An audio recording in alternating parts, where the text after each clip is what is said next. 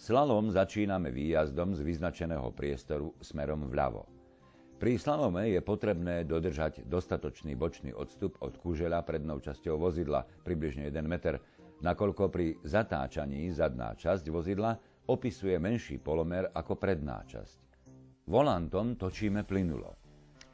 Za posledným kužeľom je dôležité s vozidlom zastaviť v strede jazdného pruhu a rovnobežne s jazdným pruhom. Je to východisková pozícia pre nasledujúci jazdný úkon, a to kolmé parkovanie.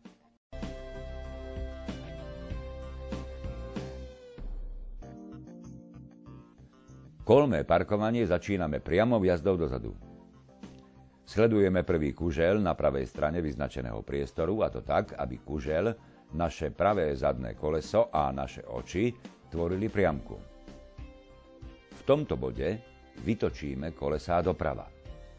Pomalou jazdou zatáčame do vyznačeného priestoru, pričom sledujeme v pravom vonkajšom spätnom zrkadle, či naše zadné koleso prejde okolo pravého kužeľa.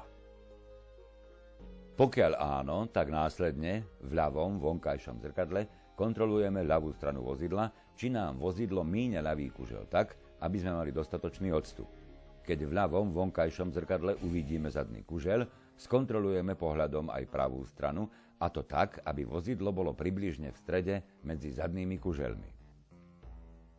Ak je tomu tak, vyrovnáme kolesá a s vozidlom zacúvame priamo do vyznačeného priestoru. Pri vychádzaní vozidla z parkovacieho miesta musíme s vozidlom ísť priamo a až keď budú predné kužele približne na úrovni našich ramien, zatáčame doprava. Pokiaľ by sme točili volantom skôr, mohlo by dôjsť ku kontaktu vozidla s pravým kuželom.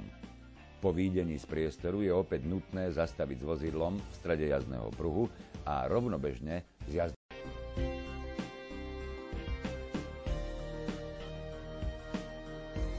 Pozdĺžne parkovanie začíname priamo jazdou dozadu. Sledujeme prvý kužeľ vyznačeného priestoru, a to tak, aby kužeľ, naše pravé zadné koleso a naše oči tvorili priamku. V tomto bode vytočíme kolesá doprava.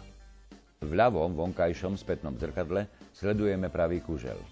Ako náhle sa kužeľ ukáže v spätnom zrkadle, kolesá vyrovnáme do priameho smeru. S vozidlom pokračujeme v cúvaní v priamom smere až do času, keď predná časť nášho vozidla míňa predný kužeľ. Potom vytočíme volantom kolesá do ľavej krajnej polohy. V momente, keď je os nášho vozidla rovnobežná s osou vyznačeného priestoru, zastavíme. Po výjdení z priestoru je opäť nutné zastaviť s vozidlom v strede jazdného pruhu a rovnobežne s jazdným.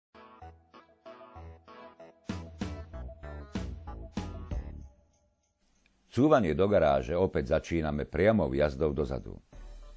Cúvaním zájdeme až do priestoru medzi prvý a druhý kužeľ slalomu.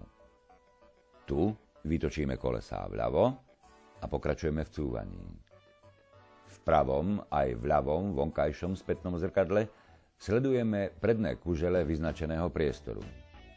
Ako náhle máme vozidlo približne v strede medzi kužeľmi, kolesá vyrovnáme a pokračujeme v cúvaní priamo.